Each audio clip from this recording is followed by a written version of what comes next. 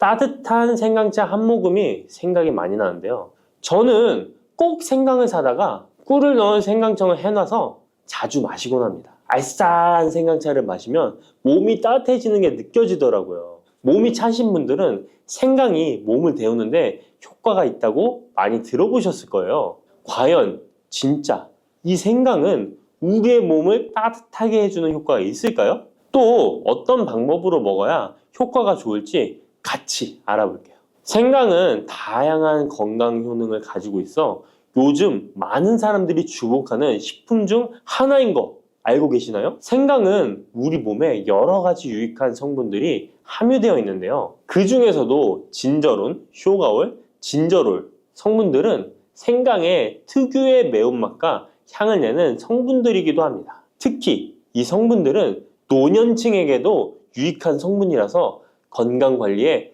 큰 도움이 될 수 있는데요. 주목할 만한 생강의 대표적인 성분 3가지 바로 소개해 드릴게요. 생강의 첫 번째 성분은 진저론입니다. 진저론은 생강에서 가장 대표적인 활성 성분으로 생강의 매운맛과 특유의 향을 담당하고 있는데요. 진저론은 항산화 효능이 뛰어나며 세포 손상을 막아주고 노화를 예방하는 데 도움이 됩니다. 또한 진저론은 소염 작용을 가지고 있어 염증을 줄이고 통증 완화에도 효과가 있는데요. 류머티즘 관절염, 근육통, 기타 염증성 질환에 이 성분이 도움을 줄 수 있고 면역력을 증강시키는데 중요한 역할을 해서 특히 면역력이 약해질 수 있는 노년분들에게 매우 유익한 성분입니다. 생강의 두 번째 대표 성분은 쇼가올입니다. 쇼가올은 생강을 건조하거나 가열했을 때 생기는 물질인데요. 이 성분은 항암 효과가 있다고 알려져 있어 암 예방에 효과가 있습니다.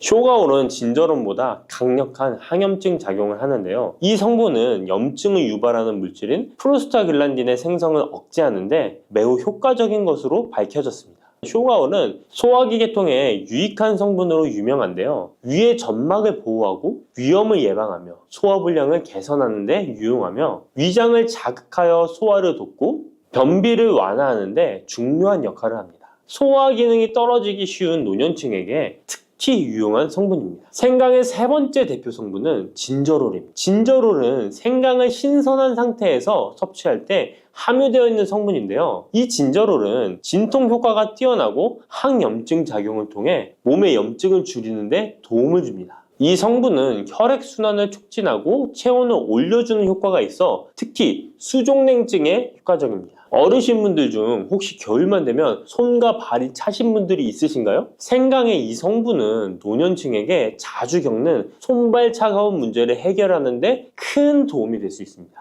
또한 항균과 항바이러스 성질을 가지고 있어 감염 예방에 도움을 받을 수 있으므로 호흡기 질환을 예방하고 증상을 완화하는 데 효과적인 성분입니다. 혹시 중국의 성인 공자를 아시나요? 누구든지 한 번쯤은 들어보셨을 텐데요. 공자는 살아생전에 먹는 음식도 매우 철저하게 관리했다는데요. 공자가 매 식사마다 생강을 빼놓지 않고 먹었다는 것 알고 계셨나요? 공자는 생강이 얼마나 몸에 좋은지 그 옛날부터 알고 있었던 것이죠. 공자는 73세에 생을 마감했는데 그 옛날 평균 수명을 생각하면 어마어마하게 장수를 했던 것이죠. 이렇게 건강에 좋은 생강, 생강이 왜 그렇게 좋은지, 생강이 이 우리 건강에 어떤 도움이 되는지 4가지 주요 효능을 소개해 드릴게요. 생강의 효능 첫 번째는 면역력 강화입니다. 서울대 노화연구소에서 꼽은 면역력에 좋은 식품 3가지 안에 이 생강이 포함되는 거 알고 계셨나요? 생강에는 아까 소개해드렸던 3가지 성분 진저론, 쇼가올, 진저롤이 포함되어 있어 면역력을 강화하는 데 매우 효과적입니다. 특히 항염증 효과가 뛰어나 몸의 염증을 줄여주고 면역 체계가 더 강하게 작동하도록 도와주는데요. 면역력이 떨어지기 쉬운 노년층에게는 자주 섭취하는 것이 좋은 식품입니다. 생강을 꾸준히 섭취하면 감기나 각종 질병에 걸리는 확률을 낮출 수 있다는 거 잊지 마세요. 생강의 두 번째 효능은 항산화 효과입니다. 미국 국립암연구소가 꼽은 항산화 식품 1등급인 생강은 진저론과 쇼가올 같은 성분이 포함되어 있는데요. 이 성분들은 강력한 항산화 효과를 가지고 있으며 이 항산화 물질은 우리 몸에서 자유라디칼이라는 유해 물질을 제거해 주어 노화, 염증, 심혈관 질환과 각종 질병을 예방하는데 중요한 역할을 합니다. 특히 생강은 세포의 산화 스트레스를 줄이고 피로 회복과 노화 방지에 효과적이어서 건강한 노년을 위해 꼭 필요한 식품이라고 할 수 있죠. 생강의 세 번째 효능은 바로 수족냉증 완화입니다. 수족냉증은 특히 노년층에게 흔하게 나타나는 증상 중 하나인데요. 손발이 차가워지고 특히 겨울철에 더 불편함을 겪는 분들이 많으시죠. 생강은 혈액순환을 촉진시켜주는 효과가 있어 수족냉증을 완화하는 데 탁월합니다. 생강의 진저롤 성분이 체온을 높여주고 혈관을 확장시켜서 손발이 따뜻해지는 데 도움을 줍니다. 또한 한의학에서는 생강이 몸의 찬 기운을 밖으로 내보내주고 또 몸 안에 열을 발산해주는 효능이 있다고 유명한데요. 우리 옛 조상부터 이 생강이 몸을 따뜻하게 해주는 효과가 있다는 것을 알고 있었던 것이죠. 생강의 네 번째 효능은 소화불량 개선입니다. 예전처럼 많이 먹지도 않았는데 속이 더부룩하신 분들 많이 계시죠. 소화불량은 나이가 들면서 자주 겪게 되는 문제인데요. 생강은 소화불량을 개선하는데 매우 효과적입니다. 생강에 포함된 쇼가올 성분은 위장의 운동을 촉진시키고 위염을 예방하는 데 도움이 되는데요. 또한 메스꺼움이나 구토 증상을 완화시켜주기 때문에 특히 소화기 계통에 문제가 있는 분들에게 좋습니다. 그런데 이렇게 좋은 생강 그냥 차로만 드시고 계시는 분 많으시죠? 각 방법은 그에 맞는 효능을 더욱 잘 발휘할 수 있기 때문에 여러 방법으로 생강을 활용하는 것이 좋습니다. 차로 드시는 것 말고도 여러 가지 섭취하는 방법에 대해 자세히 알려드릴게요. 첫 번째 방법은 가장 간단한 방법으로 생으로 먹는 것입니다. 생강을 얇게 썰어서 샐러드나 요리에 넣어 먹을 수 있는데요. 생으로 먹을 경우 생강의 모든 효능을 그대로 섭취할 수 있으며 항산화와 항염 효과를 가장 잘 느낄 수 있습니다. 물론 그 특유의 매운맛이 강하기 때문에 매운맛을 좋아하지 않는 분들은 식초에 절여주시거나 물에 조금 담가 매운기를 확 빼고 드시거나 생으로 조금 먹는 것이 좋습니다. 두 번째 방법은 생강을 말려서 먹는 방법입니다. 생강을 건조해서 차나 국물에 넣어 먹을 수 있는데요. 볕이 잘 들고 통풍이 잘 되는 곳에 말리셔도 되고 아니면 음식 건조기에 넣고 말리셔도 됩니다. 말린 생강은 소화 기능을 더욱 돋고 소염작용을 강화하는 데 효과적입니다. 또한 말린 생강은 장시간 보관이 가능하고 생강의 매운맛이 부드럽게 중화되어 편하게 섭취 가능한데요. 체온을 높여주는 효과가 있어 겨울철에 특히 유용합니다. 차로 끓여 마시면 몸을 따뜻하게 해주고 피로 회복에도 도움이 됩니다. 세 번째 방법은 생강을 가루로 내서 먹는 방법입니다. 생강가루는 다양한 요리에 활용할 수 있고 특히 음료나 디저트에 넣어 먹기에 좋은데요. 혹시 진저맨 쿠키라고 들어보셨나요? 크리스마스에 자주 보이는 쿠키인데요. 외국에서는 진저맨 쿠키라고 쿠키 반죽에 생강가루를 넣어 겨울철 생강을 먹기 싫어하는 아이들에게 주는데요. 이렇게 가루 형태로 만들게 되면 생강의 매운맛을 부드럽게 즐길 수 있고 물에 타서 마시거나 다양한 요리에도 넣어 드실 수 있고 또한 소화 기능을 돕고 약간의 진통 효과까지 누릴 수 있습니다. 그냥 생강만 드시게 되면 너무 맵다고 하시는 분들 있으신가요? 혹시 생강의 향이 너무 강해서 조금 옅게 드시고 싶은 분도 있으실 텐데요. 그런 분들은 주목해 주세요. 생강과 잘 어울리는 식품 몇 가지 소개해 드릴게요. 생강과 잘 어울리는 식품 첫 번째는 레몬입니다. 레몬과 생강은 궁합이 아주 좋은데요. 레몬은 비타민C가 풍부해서 면역력 강화에 도움을 주고 생강은 항산화 작용을 하는데요. 두 가지를 함께 섭취하면 서로 효과가 극대화돼서 특히 감기 예방에 탁월합니다. 또한 레몬은 소화 촉진에 도움을 주며 생강도 소화불량 개선에 뛰어난 효능이 있는데요. 이 둘을 함께 드시면 소화 기능이 개선되고 면역력 강화와 항산화 효과까지 배가 된다는 것 잊지 마세요. 생강과 레몬은 레몬 생강차나 레몬과 생강을 함께 넣은 샐러드로 드시는 것을 추천드립니다. 생강과 궁합이 좋은 식품 두 번째는 강황입니다. 강황은 생강과 함께 먹으면 항염증, 항암, 면역력 증진 효과가 매우 강력해지는데요. 강황의 주성분인 커큐민은 항염증과 항산화 작용이 뛰어나 생강의 진저론, 쇼가올, 진저롤과 함께 염증을 줄이고 세포 보호 효과를 극대화할 수 있습니다. 또한 강황은 면역력을 강화하는 데도 중요한 역할을 하는데요. 생강과 강황은 두 가지 모두 소염작용이 뛰어나기 때문에 관절염이나 염증성 질환을 앓고 있는 사람들에게 매우 뛰어난 작용을 합니다. 강황 생강차는 특히 겨울철에 체온을 올려주는 효과가 있어 겨울철 몸이 차신 분들, 수족냉증이 있으신 분들에게 추천드립니다. 생강과 같이 먹으면 좋은 식품 세 번째는 꿀입니다. 겨울철 꿀에 생강을 담가 차로 드시는 분들 많으시죠? 꿀은 생강과 함께 섭취하면 그 효능이 배가 되는데요. 꿀은 항균과 진정 효과가 있어 생강의 자극적인 맛을 부드럽게 해줄 뿐만 아니라 또한 꿀은 피로 회복에 좋고 생강과 함께 먹으면 소화불량 개선에도 도움이 됩니다. 꿀 생강차는 속을 따뜻하게 해주고 위와 목을 따뜻하게 해주어 감기 증상이나 기침 완화에도 좋은 음료입니다. 이렇게 건강에 좋은 생강, 몸에 좋다고 많이 드셔도 될까요? 모든 식품은 과, 유, 불, 급인데요. 생강도 마찬가지로 적절히 섭취해야 효과가 있습니다. 또한 잘못 먹으면 몸에 해가 되는 부작용이 있을 수 있기 때문에 몇 가지 유의사항을 알아두는 것이 중요한데요. 바로 알려드릴게요. 생강을 저장할 때 대충 비닐에 보관하셨다가 곰팡이 피신 분도 있으시죠? 생강은 곰팡이가 생기지 않도록 주의해야 하는데요. 생강은 수분 함량이 많아 습기에 민감하고 곰팡이가 쉽게 생길 수 있습니다. 이때 곰팡이가 생긴 생강은 섭취하지 않도록 하세요. 생강에 핀 곰팡이는 미코톡신이라는 독소를 생성하는데요. 일부 미코톡신은 인체에 매우 유독해 간과 신장, 면역체계에 심각한 손상을 줄 수 있습니다. 생강의 일부분만 곰팡이가 생겨도 이 독이 생강 전체에 퍼질 수 있어 곰팡이 핀 생강은 아깝더라도 전체 다 버리셔야 한다는 거 잊지 마세요. 곰팡이가 피지 않도록 생강을 보관할 때는 통풍이 잘 되는 곳에 보관하고 습기가 많은 곳은 피하는 것이 좋습니다. 생강은 많은 효능을 가지고 있지만 과다 섭취할 경우 부작용이 있을 수 있는데요. 너무 많이 지나치게 먹으면 속이 쓰리거나 위염이나 위장장애를 일으킬 수 있습니다. 하루에 2에서 3g 정도로 섭취하는 것이 적당하며 위장에 민감한 분들은 조금 더 적은 양을 섭취하는 것이 좋다는 것 기억하세요. 안녕하세요.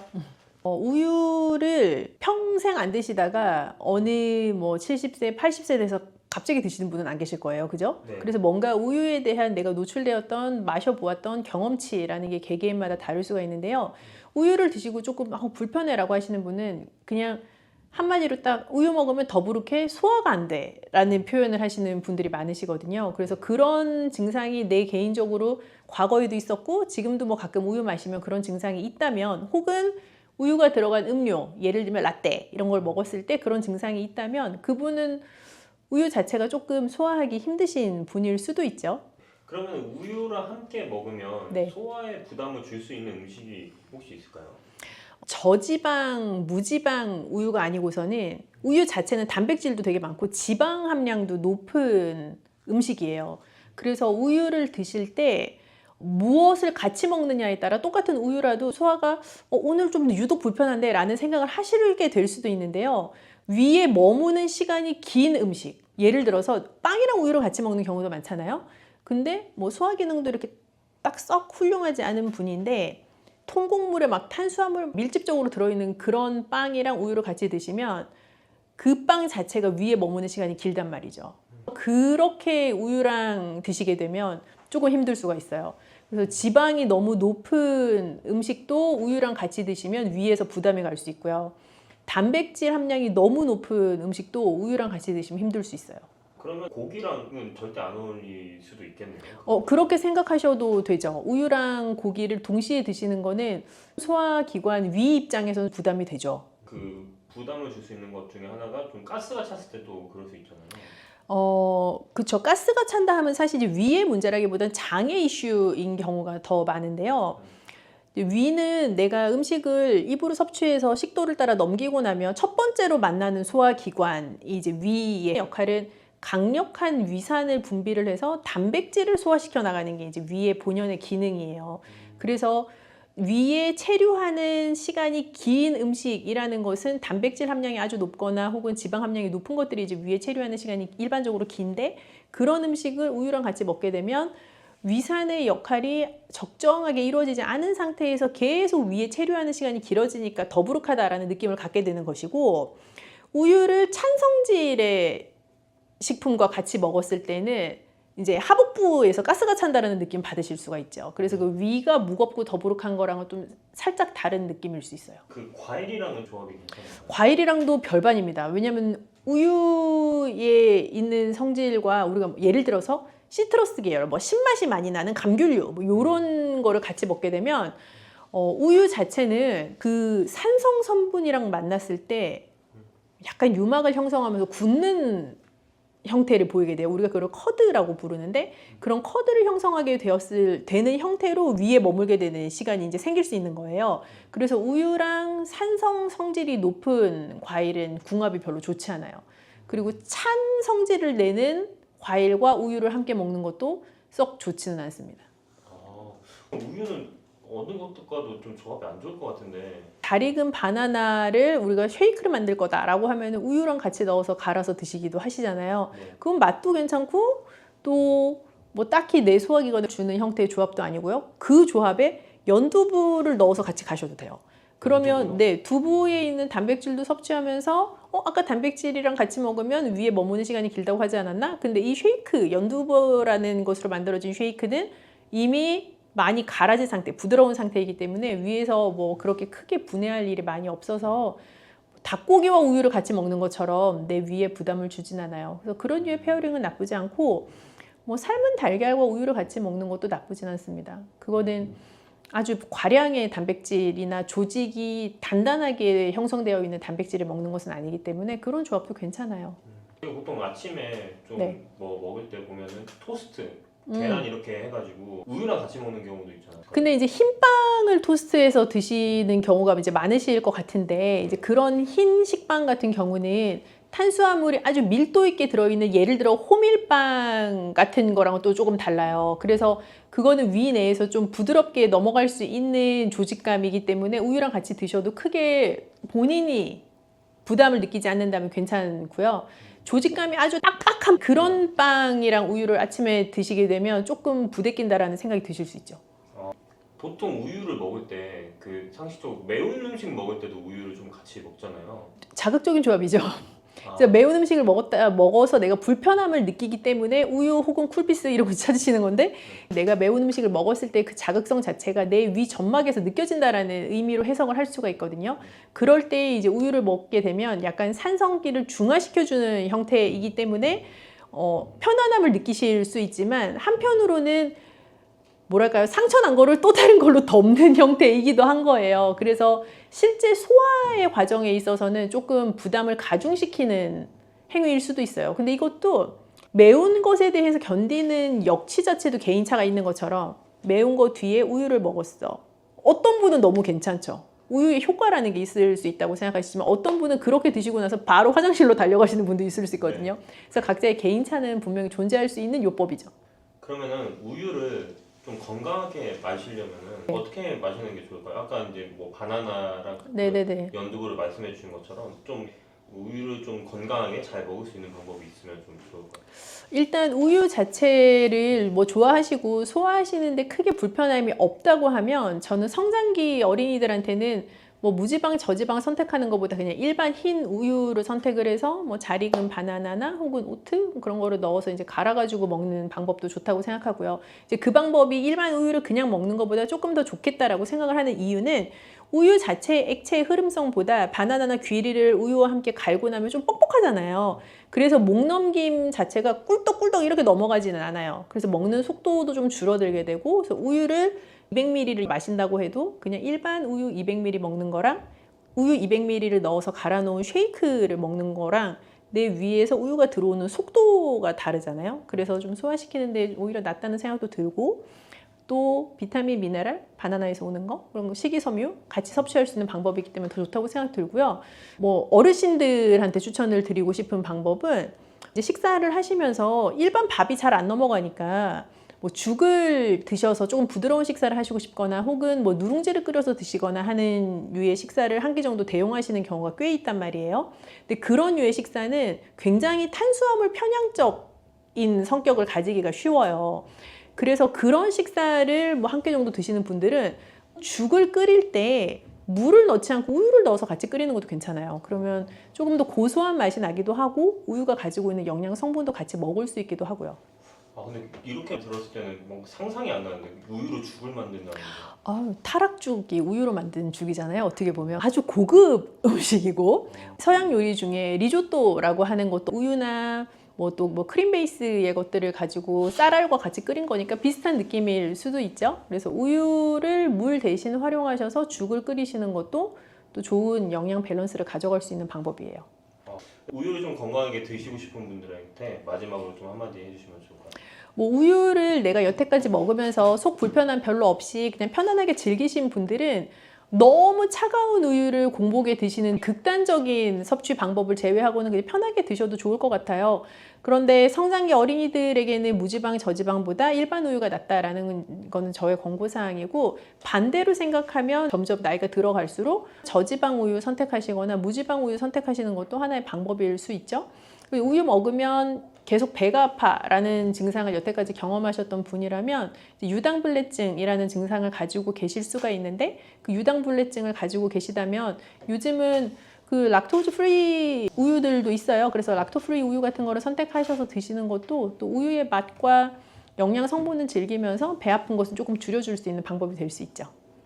우유를 먹어서 보통 배탈이 난다고 하는 건 이제 장이 좀 과민해져가지고 설사를 하는 경우들이 많은데 반대로 우유를 먹어서 소화가 안 된다는 사람들도 생각보다 제법 많던데. 아까 설명했던 거랑 약간 비슷한 개념이긴 한데 우유를 먹어서 더부룩하다라는 느낌을 갖는 경우는 대부분 위에서 더부룩하다라는 느낌을 갖는 거고 우유를 먹어서 가스가 찬다거나 뭐 설사가 난다라고 하는 경우들은 장에서 느껴지는 이제 증상인 경우가 많아서 위와 장은 물론 연결되어 있는 하나의 튜브이기는 하지만 어떤 사람은 유독 위가 불편함을 많이 느끼고 어떤 사람은 좀 장 트러블이 많고 이게 각각 가지고 있는 약점들이 다르잖아요. 소화기관 내에서 이제 그런 것들에 따라 작용을 느끼는 게 좀 다르기도 하죠.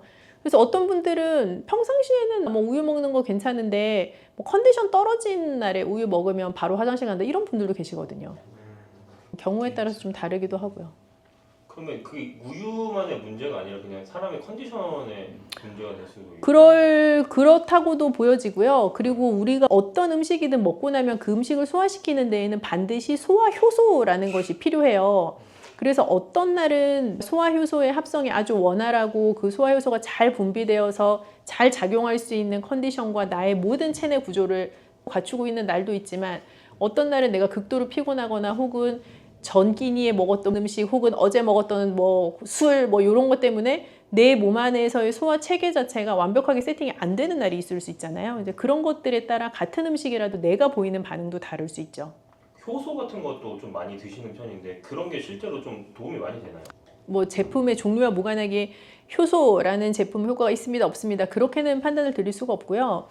효소라는 것은 원래 내 몸 안에서 만들어지는 물질이에요. 그 효소라는 게 작용을 해서 어떤 특정한 영양소의 소화를 돕게 되기도 하는데요. 나이가 들수록 노화의 과정에 있으니까 젊었을 때만큼 효소가 만들어지고 분비되는 속도나 어떤 액션 자체가 아주 원활하다고는 볼 수는 없겠죠. 이제 그렇다 보니 밖에서 그 효소라는 것을 먹어서 내 몸 안에서 일어나는 일을 대체할 수 있는가의 문제인 건데 원 재료를 가지고 만들어진 제품이냐 그리고 그 효소의 활성 자체가 체내에서 어떻게 되느냐에 따라서 굉장히 다른 얘기이기도 하고요. 한편으로는 똑같은 제품을 먹어도 저 사람과 나의 효과가 다를 수 있어요. 특정한 제품이 모든 사람에게 동일한 긍정적인 목표하는 효과를 내는 것은 아니다라는 얘기로도 생각해 볼 수 있고요. 도움이 될 수도 있고 안 될 수도 있다라는. 맞아요. 네. 효소 같은 거를 먹으면 안 되는 체질이나 막 그런 게 존재할까요? 뭐 그렇다기보다는 어떤 분들은 이거 먹으면 좀 더 소화가 잘 되는 것 같고 뭐 좀 더부룩함도 줄어드는 것 같고 그게 위약 효과라고 하는 플라시보 효과일 수도 있고요. 또 진짜로 그런 효과를 경험을 하시는 분들이 있을 수도 있고요. 뭐 특별한 어떤 체질에 따라 결정되는 거라기보다는 각자의 몸이 받아들이는 정도 혹은 섭취하고 계시는 그 제품의 실질적인 효능에 대한 문제인 것 같아요. 믹스커피 지금부터 꼭 이렇게 드셔야 돼요. 의사들이 적극 추천하는 방법입니다. 믹스커피는 당뇨에 안 좋다는데 먹어도 되는 거야? 요즘 이렇게 질문하고 있지 않으신가요? 결론부터 말씀드리면 어떻게 먹는지에 따라 믹스커피는 건강에 도움이 될 수도 있고 안 될 수도 있습니다. 그래서 잘 알고 먹어야 하는 거죠. 지금부터 믹스커피에 대한 모든 것을 자세히 알아볼 텐데요. 영상 끝까지 보시면 믹스커피 성분, 효능, 부작용, 건강에 어떤 영향이 있는지와 사람에 따른 하루 권장량, 믹스커피와 같이 먹으면 정말 좋은 식품까지 그동안 몰랐던 믹스커피에 대한 모든 진실 아실 거예요. 제일 먼저 기억하실 게 믹스커피의 성분인데요. 믹스커피는 과연 어떤 성분으로 만들어졌을까요? 물론 믹스커피 제조사마다 성분이 조금씩 다르지만 가장 많이 드시는 믹스커피를 기준으로 말씀을 드릴게요. 믹스커피 성분 첫 번째는 프림입니다. 프림의 원료는 코코넛의 속살인데요. 코코넛 과육에서 채취한 식물성 지방을 분말로 만들어서 믹스커피의 프림으로 사용하는 것입니다. 근데 이 프림이 지방이니까 몸에 안 좋고 콜레스테롤 수치를 높인다 하는 분들도 있고 식물성 지방이라서 오히려 몸에 괜찮다 하는 분들도 있는데요. 어떤 게 맞는 걸까요? 정확히 말하자면 프림에 들어있는 지방은 코코넛에 추출한 식물성 지방이 맞긴 하지만 콜레스테롤을 대놓고 올리는 나쁜 포화지방이 맞습니다. 그런데 여기서 기억하셔야 할 것이 있는데요. 프림에 사용되는 주요 성분인 야자유는 중세지방산으로 일반적인 포화지방산과는 조금 다릅니다. 이 중세지방산은 일반적으로 체내에서 빠르게 흡수되어 에너지원으로 전환됩니다. 또한 일반적인 포화지방산과는 다르게 심혈관 건강에 악영향을 미치지 않고 소화에도 도움을 줄 수 있는 지방산이에요. 또한 믹스커피 프림에 들어있는 포화지방산은 그 양이 완전히 적다는 것입니다. 요플레 하나 정도에 들어가 있는 양이라고 할 수 있죠. 요플레는 건강을 위해 드시잖아요. 결국 믹스커피에는 몸에 안 좋은 포화지방산이 들어있지만 소량이라서 콜레스테롤 수치에 영향이 하루 한 잔 정도로는 매우 크게 좌지우지할 수 없다고 할 수 있습니다. 그리고 콜레스테롤에 대한 것도 잘 아셔야 하는데요. 우리가 식사하면서 섭취하는 콜레스테롤은 약 20%를 차지하고 나머지 80% 정도는 필요한 만큼 신체에서 자연적으로 합성됩니다. 그렇기 때문에 단순히 커피 한 잔 정도를 마신다고 해서 콜레스테롤 수치가 급격히 올라가거나 건강에 이상을 끼칠 정도의 영향을 주지는 않는다는 거죠. 믹스커피 성분 두 번째는 설탕입니다. 설탕은 당 성분으로 칼로리가 높아서 당연히 몸에 안 좋은 걸로 알고 계실 거예요. 더군다나 믹스커피에 들어있는 설탕은 정제 과정을 거친 백설탕이라 일반적인 설탕보다 흡수 속도가 어마어마하게 빠릅니다. 즉 믹스커피를 마신 후 만족감을 쉽게 느끼는 것은 그만큼 흡수율이 빠르기 때문인데요. 이 당이 소화 과정을 거치지 않고 곧바로 혈액에 녹아들게 됩니다. 왜 안 좋은지 아시겠죠? 근데 여기서 반전이 있어요. 믹스커피에는 설탕이 5g 정도밖에 안 들어있다는 건데요. 쉽게 설명하자면 우유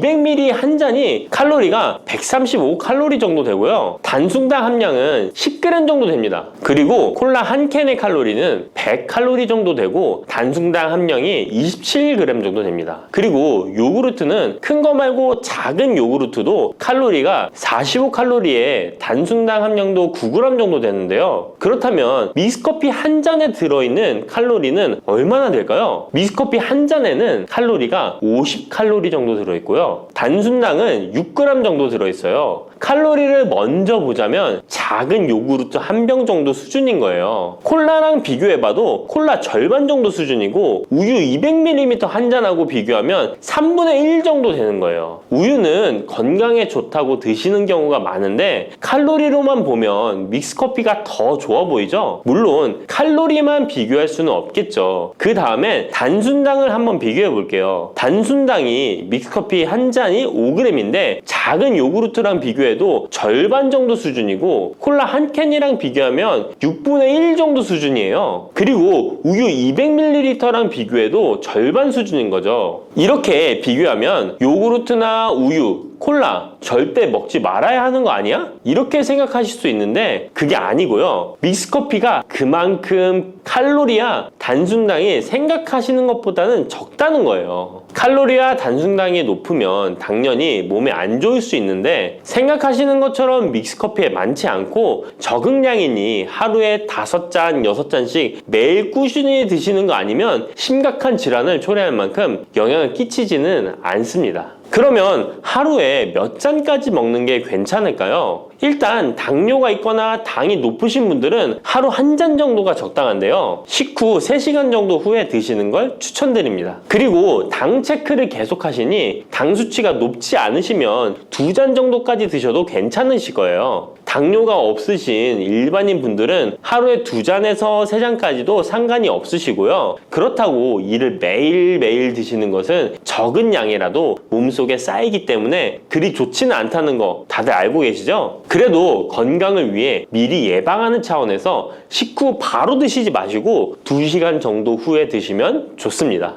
믹스커피의 성분 3번째는 커피에 들어있는 카페인입니다. 카페인에 대해 설명하기 전에 믹스커피도 일반 커피처럼 커피가 들어가 있기 때문에 커피 성분이 주는 효능이나 부작용도 나타날 수 있습니다. 먼저 커피의 효능을 보자면 커피의 효능 첫 번째, 암 예방 효과입니다. 미국 건강 매체 캔서 헬스에 따르면 ITPR3라는 물질은 대장암에서 간 전이에 기여하는 유전자의 발현을 유도해서 도미노 효과를 유발하는 물질인데 특별한 억제제는 아직 없지만 커피를 마시는 사람들에서 카페인이 이 ITPR3에 대한 억제 효과를 보인다는 것을 발표했고 카페인 섭취와 대장암 재발 및 사망률의 관계를 추적한 결과 하루 4잔 이상 커피를 마신 환자들이 전혀 마시지 않은 사람들에 비해 생존율이 현저히 향상된 것으로 규명된 바 있는 연구도 진행했었습니다. 이런 실험을 진행하면서 커피의 카페인에 대한 효능들이 지금까지 다양하게 연구되고 있는데요. 그렇다고 해서 커피를 무조건 많이 드시란 이야기는 아니고 또 믹스커피 자체가 이런 효능이 있다는 말도 아니에요. 커피에 카페인에 대한 몇 가지 실험을 이야기 드린 거고요. 그만큼 카페인에 대한 너무 부정적인 인식을 변화시켜 보시라고 말씀드리는 거예요. 커피의 효능 두 번째는 기억력 회복 효과입니다. 서울대 식품생명공학부 교수님께서 쥐의 인지 능력을 실험했는데요. 쥐를 물에 빠뜨린 뒤 안전한 장소에 도착하는 시간을 측정해 봤더니 평균 10초 정도 걸렸습니다. 그 쥐들에게 기억력을 손상시킬 수 있는 물질들을 투입하고 같은 실험을 했을 때 안전한 장소를 발견하는데 최대 40초가 걸렸습니다. 이 쥐들은 두 그룹으로 나눠 한 그룹은 하루에 3잔의 커피를, 다른 그룹은 6잔의 커피를 주입했습니다. 그 결과 하루 3잔의 커피를 준 쥐들은 20초로 빨라졌습니다. 그런데 하루 6잔을 주입한 쥐들은 거의 정상으로 돌아왔고 평균 10초 정도 걸렸습니다. 이런 결과에 따르면 커피가 기억력 회복에 확실히 도움이 되었다고 할 수 있는 실험도 있다고 간략히 소개해드리는데 참고로 이 실험에서는 일반 카페인 커피와 디카페인 커피 두 종류를 같이 실험했는데 거의 똑같은 효과를 보였습니다.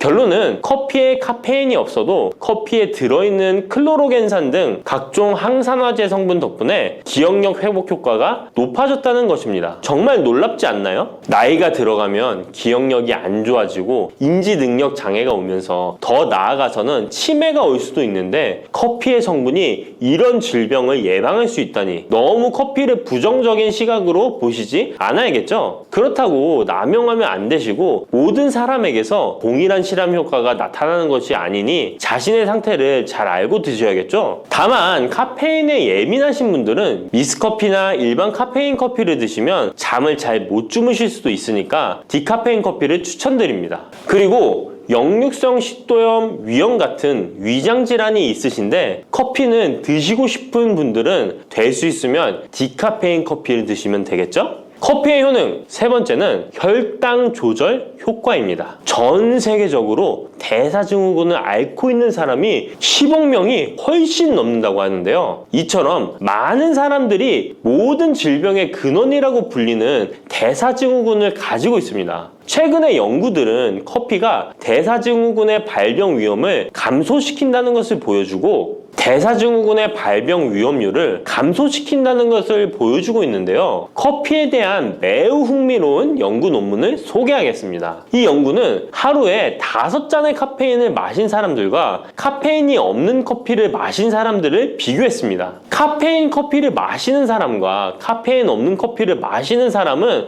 커피를 마시지 않는 사람에 비해 당 섭취 2시간 후 혈당이 13.1%나 크게 떨어졌습니다. 이 외에도 카페인의 혈당에 관계된 실험들도 많이 존재하는데요. 카페인도 적절한 용량, 그렇다고 음료에 들어가 있는 합성 카페인을 말씀드리는 건 아닙니다. 적절히 섭취하면 큰 부작용 없이 드실 수 있다는 것을 말씀드리는 거예요. 커피 효능 네 번째는 다이어트 효과입니다. 다이어트라는 사람들이 운동하기 전에 커피를 마시고 나서 운동을 한다면 카페인이 신진대사를 빠르게 함으로써 운동 효과를 증진시키기 때문에 체중 감량에 도움을 줄 수 있습니다. 뿐만 아니라 커피에는 카페인 성분이 포함되어 있는데요. 당연하게도 믹스커피에 포함된 커피에도 카페인이 포함되어 있고요. 이런 카페인은 적절한 용량을 섭취한다면 신체적 피로 해소와 소화 기능 개선과 같은 효능을 누릴 수 있습니다. 오전에 커피 한 잔을 마시면 화장실에 가고 싶어지는 것도 커피에 카페인 성분이 장 운동을 활발하게 해주는데 영향을 주기 때문입니다. 카페인 성분이 장 운동을 활발하게 해주는데 영향을 주기 때문입니다. 물론 이뇨작용도 활발히 해줘서 소변도 조금 더 많이 보게 되긴 합니다. 다시 돌아가서 믹스커피에 들어있는 세 번째 성분 카페인에 대해 알아볼게요. 믹스커피에 포함된 카페인 용량은 제품마다 차이가 있을 수 있어요. 하지만 평균적으로 60mg 가량의 카페인이 한 잔 용량의 믹스커피에 포함되어 있는데요. 이는 일반적인 아메리카노 대비 3분의 1 수준에 해당하는 수치입니다. 결과적으로 믹스커피의 카페인은 일반 아메리카노보다도 훨씬 적게 들어있는 거죠. 그렇다면 식약처에서 권고하는 카페인 1일 최대 섭취량은 얼마나 될까요? 일반 성인의 경우 카페인 최대 섭취량은 400mg 정도이고요. 어린이나 청소년은 체중 1kg당 2.5mg 이하, 임산부는 200mg 정도입니다. 그러나 임산부의 경우에는 카페인이 태아에 미치는 영향이 조금이라도 있으니 안 드시는 게 좋겠죠? 콜라 한 캔에 카페인이 보통 35mg 정도 들어있으니 믹스커피가 카페인 함량도 크지 않다는 걸 알 수 있습니다. 여기서 잠깐! 그렇다면 믹스커피와 같이 먹었을 때 효과를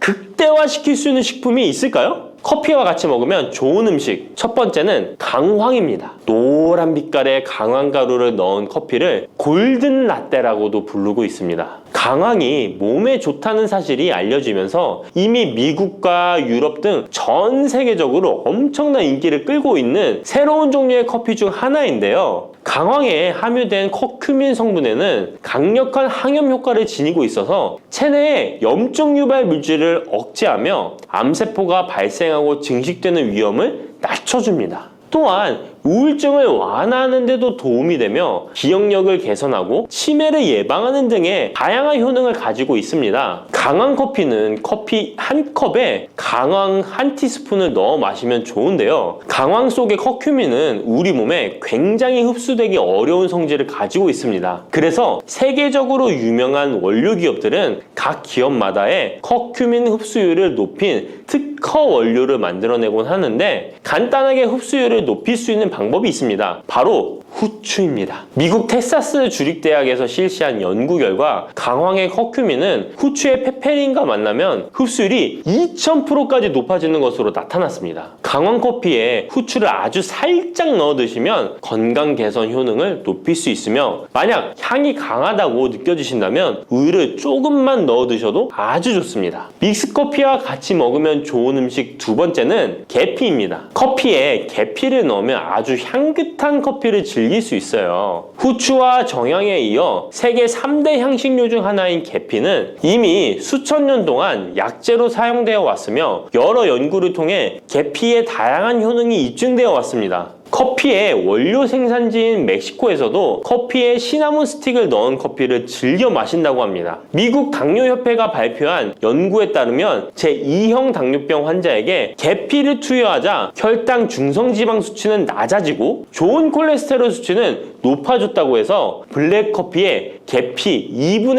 1 티스푼을 넣은 후에 섞어 마시는 것이 황금 비율이라고 하니 한번 참고해서 드셔보시면 좋을 것 같네요. 특히 혈액순환에도 아주 좋습니다. 믹스커피와 같이 먹으면 좋은 음식 세 번째는 생강입니다. 강력한 항산화 성분을 가진 생강은 커피에 넣어 함께 곁들여 마시면 생강의 알싸한 맛이 부드러워지면서 향긋한 생강커피를 즐길 수 있습니다. 생강의 매운맛을 내는 쇼가올과 진저롤 성분이 혈중 콜레스테롤을 낮춰서 동맥경화나 뇌경색 등을 예방하며 항염, 항암 효과가 뛰어나서 암을 유발하는 종양세포의 성장을 억제하는 등의 다양한 효능을 지니고 있습니다. 특히 기관지를 확장시키는 효과가 있어서 기관지염이나 천식, 비염을 달고 사시는 분들은 자주 섭취하시면 아주 좋습니다. 추가로 생강에는 디아스타제라는 단백질 분해 요소가 있어서 식후 커피에 생강가루를 넣어 마시면 장 운동을 촉진해 더부룩한 속을 해소하는 데에도 도움을 얻을 수 있습니다. 드시는 방법은 커피 한 컵에 생강가루 한 티스푼을 넣어 드시면 되고, 생강의 맛이 걱정되신다면 처음에는 조금씩 넣어서 서서히 맛을 익혀가는 것도 좋은 방법이라고 할 수 있습니다. 제가 말씀드린 방법이 무조건 믹스커피를 먹어라 먹지 말아라 하는 말은 아니고, 믹스커피에 대한 오해와 건강을 걱정하시는 분들께 어떤 식으로 먹으면 조금이나마 건강에 대한 걱정을 덜게 만들어 줄까 하는 의문에서 시작한 것이기 때문에 오해 말고 편안하게 들어주시면 좋겠습니다.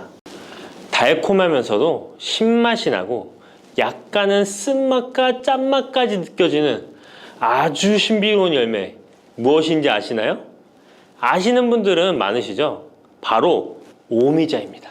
오미자는 5가지 맛이 난다고 해서 붙여진 이름이죠. 이 오미자가 우리 건강에 얼마나 큰 도움을 주는지 아시는 분 있으신가요? 여름에 오미자차를 많이 즐기지만 사실 그 효능은 생소한데요. 이 오미자가 우리 몸에 큰 도움을 준다는데, 이 열매가 어떤 효능이 있고 또 어떤 음식과 잘 어울리는지 하나하나 알아보도록 할게요.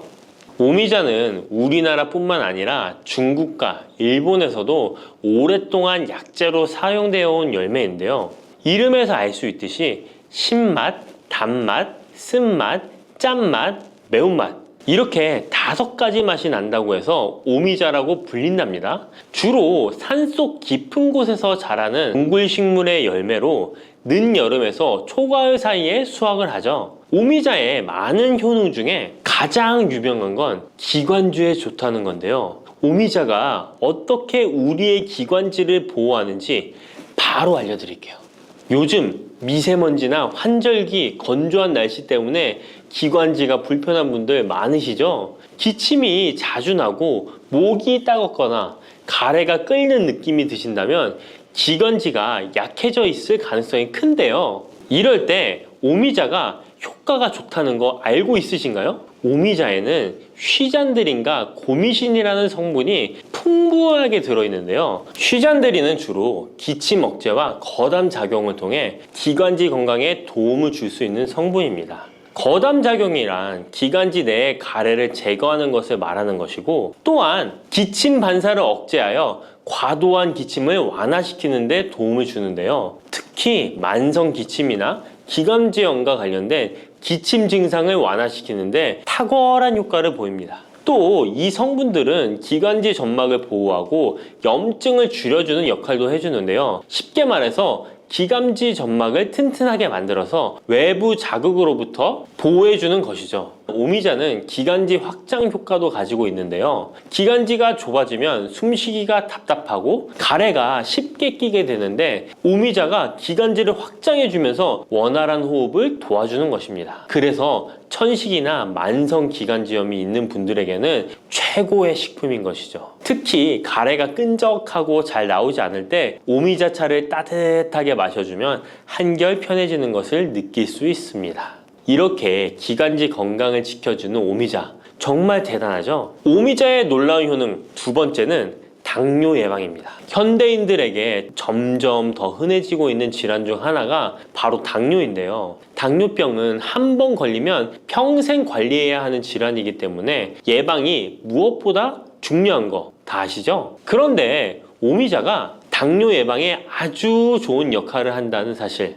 알고 계셨나요? 오미자는 혈당을 조절하는 데 도움을 주는 식품인데요. 이는 아까 알려드렸던 오미자에 포함된 시잔드린이라는 성분과 항산화 성분 덕분입니다. 이 성분은 인슐린 저항성을 낮춰주고 혈당을 안정적으로 유지하는 데 도움을 주는데요. 쉽게 말해 혈당이 갑자기 확 오르는 것을 막아준다는 것이죠. 또한 오미자는 췌장의 기능을 강화하는 데도 효과적인데요. 오미자에는 항산화 물질인 폴리페놀이 풍부하게 함유되어 있다는 거 아셨나요? 항산화 물질은 췌장을 포함한 신체 조직을 산화 스트레스로부터 보호하고 췌장의 건강을 유지하는 도움을 주는데요. 췌장은 우리 몸에서 인슐린을 생성하는 중요한 기관인데 오미자가 췌장의 기능을 활성화시켜서 인슐린 분비를 촉진하는데 도움을 주기 때문에 혈당 조절이 어려운 분들에게는 오미자가 특히 도움이 될 수 있겠죠. 뿐만 아니라 오미자에는 체내에서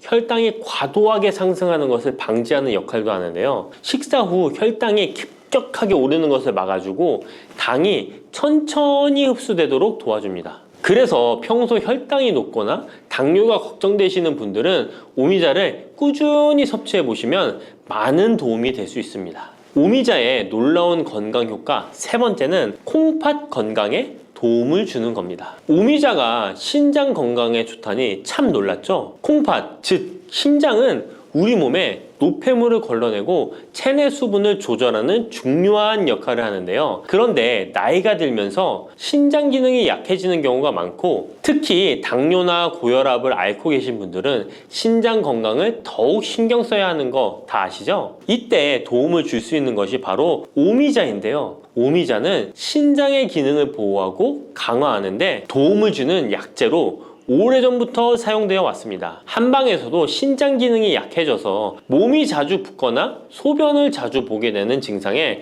오미자를 처방하곤 하는데요. 오미자는 신장의 혈액순환을 원활하게 하고 신장이 제 기능을 할 수 있도록 도와줍니다. 오미자에는 고미신이라는 성분이 들어있는데요. 오미자의 고미신 A, B, N 성분은 항염 효과가 뛰어나 신장의 염증 반응을 줄이는 데 도움이 됩니다. 신장의 염증을 억제하면 단백뇨와 같은 증상이 완화될 수 있으며 또한 오미자는 이뇨작용을 촉진하여 신장이 원활하게 노폐물을 배출하도록 도와주니 신장 건강을 지키는데 도움이 되는 것이죠. 오미자는 체내 수분 밸런스를 조절하는 데도 좋은데요. 몸이 자주 붓는다면 오미자를 꾸준히 섭취하는 것이 도움이 될 수 있습니다. 신장의 기능이 약해지면 몸속 노폐물이 원활하게 배출되지 못하고 수분이 정체되면서 부종이 생길 수 있는데요. 오미자는 이 같은 부종을 완화하는데 효과적이니 신장 건강을 위해 오미자 꼭 드셔야겠죠? 오미자의 효능 네 번째는 면역력 강화입니다. 면역력은 우리 몸을 각종 질병으로부터 보호하는 중요한 요소인데요. 나이가 들수록 면역력이 떨어지면서 감기나 기타 질병에 쉽게 걸릴 수 있기 때문에 면역력을 강화하는 것이 중요하다는 것 다들 알고 계시죠? 면역력 강화에 오미자가 좋은 작용을 해주는데요. 오미자에는 폴리페놀, 안토시아닌 등 강력한 항산화 성분을 함유하고 있습니다. 이런 항산화 성분들은 우리 몸의 면역력을 높이는 데 도움을 주는 것이죠. 특히 폴리페놀과 폴라보노이드 성분이 풍부해서 우리 몸의 세포를 손상으로부터 보호하고 염증 반응을 감소시키고 면역 체계를 강화할 수 있는데요. 오미자의 항염증 작용은 면역력을 유지하는 데 도움을 주고 활성산소를 제거하는 역할도 하기 때문에 면역력뿐만 아니라 노화 방지에도 효과적이죠. 또한 오미자는 우리 몸의 백혈구 수치를 증가시키는데 도움을 줄 수 있다는 것 아셨나요? 백혈구는 외부에서 침입하는 바이러스나 박테리아를 공격하는 역할을 하는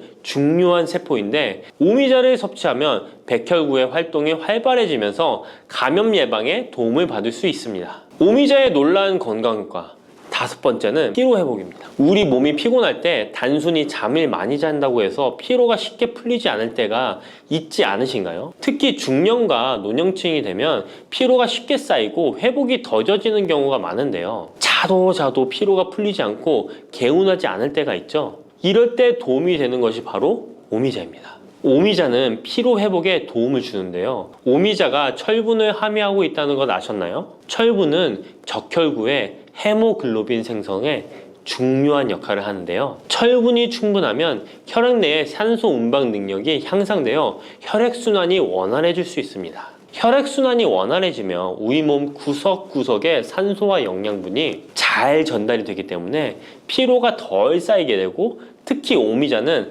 간 기능을 보호하는 효과도 있어 피로로 인해 몸이 무거운 분들에게 더욱 유익한 식품이죠. 또 오미자에는 고미신이라는 성분이 들어있는데요. 이 성분들은 아까 알려드렸던 콩팥 건강에 유익한 작용을 할 뿐만 아니라 간 기능 활성화를 시키고 피로 물질을 빠르게 분해하는 역할을 한다고 알려져 있습니다. 간은 우리 몸의 해독작용을 담당하는 중요한 기관인데 오미자가 간의 기능을 도와주면서 피로 회복에도 큰 도움을 주는 것입니다. 또 오미자는 스트레스를 줄여주는 효과도 있는데요. 스트레스가 많으면 피로가 쉽게 쌓이게 되는데 오미자가 신경을 안정시키는 작용을 해서 긴장을 풀어주고 피로를 완화하는 작용을 해주는 것이죠. 그러니 스트레스와 피로가 누적되어 힘든 날에는 오미자차 한 잔을 마시는 것도 좋은 방법이겠죠. 이렇게 여러 가지 건강에 이점이 있는 오미자를 드실 때 생으로 드시는 분들은 잘 없으실 텐데요. 어떤 방법으로 섭취해야 몸에 200% 이득이 되는지 오미자 섭취 방법 바로 알려드릴게요. 오미자를 가장 쉽게 섭취하는 방법은 찬물에 우려 마시는 건데요. 오미자를 뜨거운 물에 넣고 끓이면 끓일수록 꿀이나 스테비아를 넣어서 맛을 조절하면 됩니다. 따뜻한 오미자차도 좋지만 냉침으로 천천히 우려내면 색도 더욱 예쁘고 맛도 깔끔한데요. 여름철에는 시원하게 즐길 수 있어서 더욱 좋은 오미자차. 여름철에는 시원하게 즐길 수 있어서 더욱 좋은 오미자 냉침차 만드는 방법 알려드릴게요. 준비 재료는 간단한데요. 말린 오미자 30g, 물 500ml, 꿀 또는 레몬입니다. 만드는 방법은 말린 오미자는 한번 가볍게 헹군 거 불순물을 제거해 준 뒤에 깨끗한 물 500ml에 오미자를 넣고 냉장고에 12시간 이상 우려주는 건데요. 참 쉽죠? 시간이 지나면 붉은 빛을 띠면서 오미자 특유의 새콤달콤한 맛이 우러나오는데요. 원하는 농도에 따라 더 오래 우려내도 좋습니다. 여기에 단맛이 필요하면 꿀을 넣고 상큼한 맛을 더하고 싶다면 레몬을 띄워보세요. 맛이 한층 더 업그레이드 된답니다. 이렇게 만든 오미자 냉침차는 여름철에 얼음을 넣어 마시면 더운 날씨에 지친 몸을 개운하게 해주니까 여름철 한번 만들어 보세요. 오미자는 강한 신맛이 있어서 단맛이 나는 음식과 잘 어울리는데요. 요구르트와 함께 먹으면 더욱 맛있고 건강하게 즐길 수 있습니다. 상콤하고 달콤하면서도 건강에 좋은 오미자 요구르트 만드는 방법 알려드릴게요. 준비 재료는 간단한데요. 말린 오미자 10g, 물 150ml, 플레인 요구르트 1컵, 꿀 또는 올리고당 하나에서 2큰술입니다. 만드는 방법은 먼저 말린 오미자를 물 150ml에 넣고 냉장고에 12시간 이상 충분히 우려주세요. 이때 뜨거운 물이 아니라 찬물에 우려야 영양성분이 더 잘 추출됩니다. 이렇게 냉침으로 우려낸 오미자는 체에 걸러 즙만 따로 준비해주세요. 플레인 요구르트 1컵에 오미자 냉침 액기스를 넣고 잘 섞어줍니다. 신맛이 강하다면 꿀이나 올리고당을 하나에서 2큰술 넣어 맛을 조절해 주세요. 이렇게 하면 새콤달콤한 오미자 요구르트가 완성됩니다. 아침에 가볍게 먹거나 간식으로 챙겨 드시면 장 건강에도 도움이 되고 피로 회복에도 좋으니 꼭 해 드셔보세요. 세 번째로 소개해 드릴 것은 오미자청인데요. 오미자청은 오랫동안 보관할 수 있어서 언제든지 쉽게 차로 만들어 마실 수 있습니다. 또한 청을 이용해서 다양한 음식에도 활용이 가능한데요. 오미자청 만드는 방법도 알려드릴게요. 준비 재료는 말린 오미자차 400g 혹은 냉오미자 500g, 설탕 또는 비정제 설탕 500g 또는 꿀 400g, 유리병입니다. 만드는 방법은 말린 오미자일 경우 오미자를 깨끗이 씻은 후에 물에 30분 정도 불려준 뒤 체에 받쳐 물기를 제거한 후에 유리병에 오미자를 담아주세요. 생 오미자는 잘 세척 후 바로 유리병에 담아주세요. 오미자와 설탕 또는 꿀을 넣어 충분히 잘 섞어줍니다. 그 다음 뚜껑을 닫고 상온에서 2에서 3일 정도 숙성시킨 후 냉장고에서 2주 이상 보관하면 오미자청이 완성됩니다. 오미자청은 물에 타서 차로 마셔도 좋고 탄산수에 넣어 에이드처럼 즐겨 마셔도 맛있는데요. 또한 오미자청과 레몬즙을 활용해서 샐러드 드레싱으로도 활용할 수 있습니다. 만드는 방법도 어렵지 않고 활용 방법도 많으니 한번 집에서 해보시는 것도 좋겠죠? 몸에 좋은 오미자차도 과하게 드시면 안 좋은데요. 오미자는 혈압을 상승시킬 수 있는 성분을 소량이지만 함유하고 있기 때문에 고혈압을 걱정하는 분들이라면 다량으로 섭취하는 것은 피하셔야 하는데요. 특히 혈압 약물이나 혈액 응고 약물을 복용 중인 분들은 오미자를 다량으로 드시게 되면 약효에 영향을 줄 수 있기 때문에 적당량 드시는 것이 좋겠습니다.